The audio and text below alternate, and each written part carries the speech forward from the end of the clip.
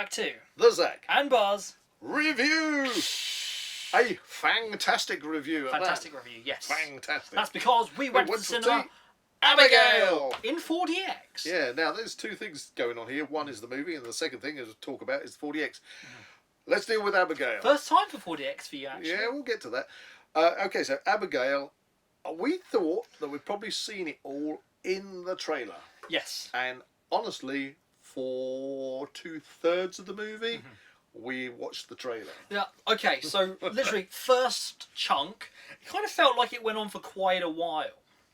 And it was very much just an extended what we saw in the trailer. Yeah. But then it did hit this point where it suddenly went beyond what we'd seen. And which was really good. I mean, watching the trailer, we felt, is this all we're going to get? You know, have we got a condensed movie here?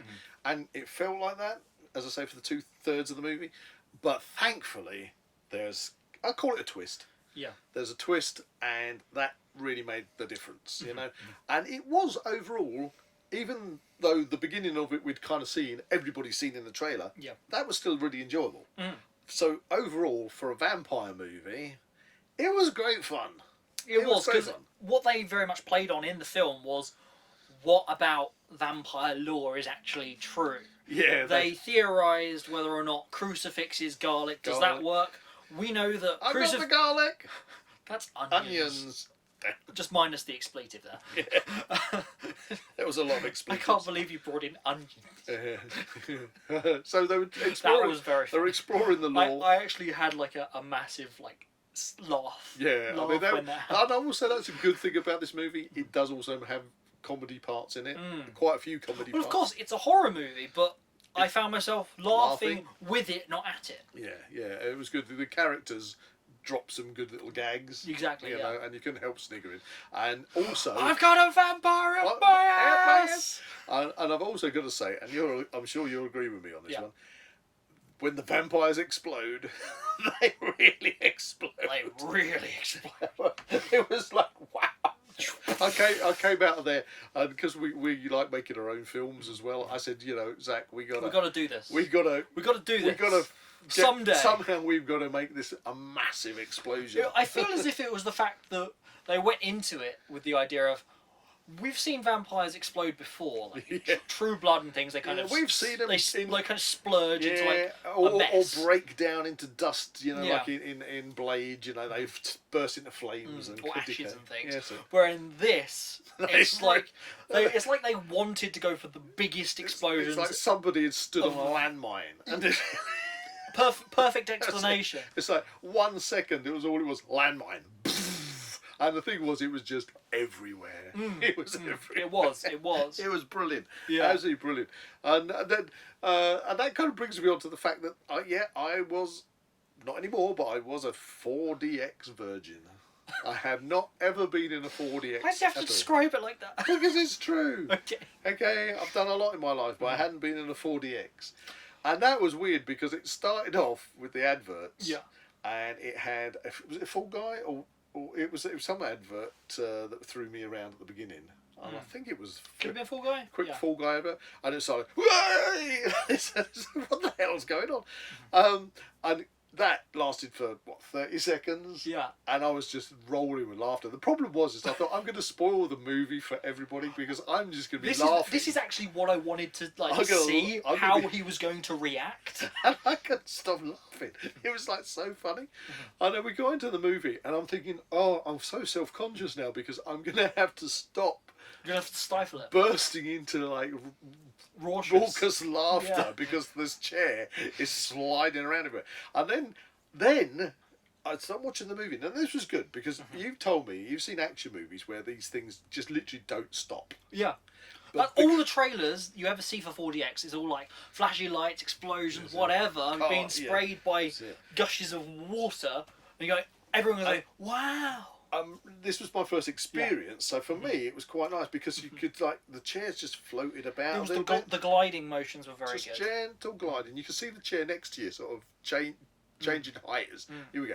And of course because it was a horror film, it had the suspense moments, and then suddenly jump scare, And that's where the chair would go. Well, that was the thing. This is how it was different for me, because the previous films I'd seen in 4DX, I saw Madam Web, which to do a review on, and Demon Slayer. You're still telling people about that. Demon Slayer, which I had to be in 4DX and read subtitles, and it was like an action anime as well. So I had my work cut out for me then. Yeah. But the difference here was that the thing I noticed was the fact of when there wasn't the motion, it was used in a way that made it kind of emphasised that shock moment. value. Yeah. Which, to be honest, I feel as if I should go and watch more horror movies in 4DX as opposed to just action movies where it's always going around. That was where I was kind of initially. I actually when it was moving around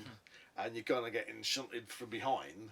Yeah, I was getting a bit fed up with it, and it's kind of weird because you know, if you're in the cinema, normal cinema, if you have somebody behind you and they do kick your seat, you know, that's kind of what it feels like. And you kind of inside you like. In me, I'd be standing up, turning around, and literally wanting to throttle somebody and say, "You do that again."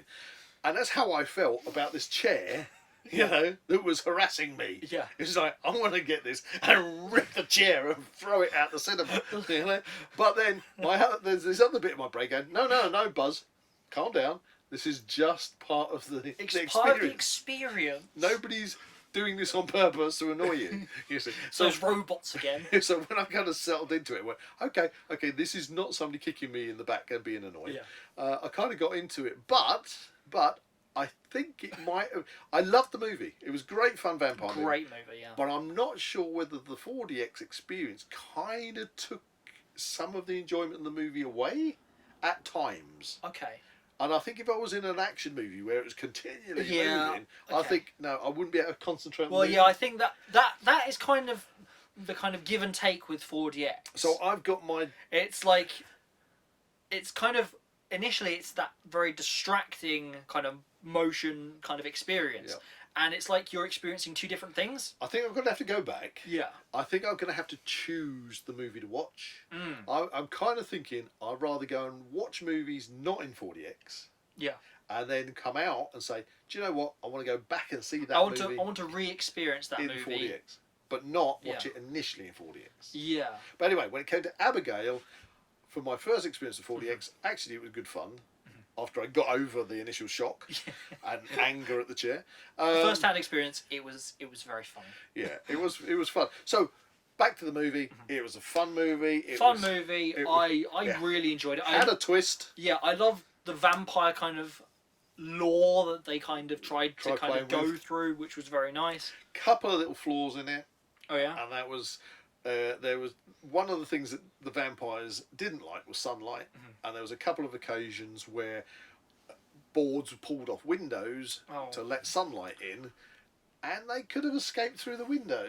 Because that was the whole house. I see what you mean. The whole house was a trap they couldn't get out of. Yeah. Yet there were a couple of moments there, and if you watch the movie, you know what I mean, where they pulled boards off windows. And you could clearly see that if the light's coming in through the window, there's nothing the other side of the window. Yeah. Why don't you just smash the window and go out? Okay. But put that to one side. Great little movie. Fun in 4DX.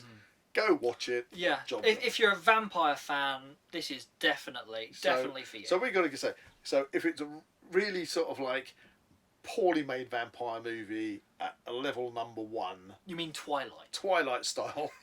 Should we say that? Sorry, Twilight fans.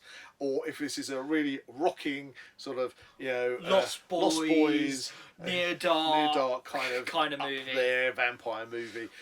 10, and whereabouts are you going to mark it? From 1 to 10. Oh, that's hard. On the Fang scale. The Fang scale. Yes. Yeah. I'm going to jump in this time. You're going to jump in. I'm going to give it a 7.5.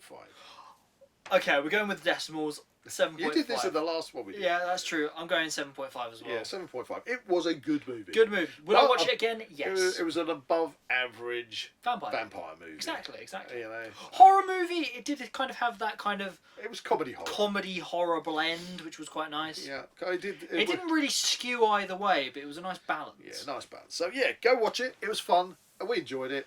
There you have it, Abigail. What did you think of Abigail? We would love to know. Stick it in the comments. Yeah. Give us some feedback, guys. Yeah, of course. If you enjoyed this review, please like and subscribe to this channel and comment below any suggestions of further videos you would like to see. See you in the next one.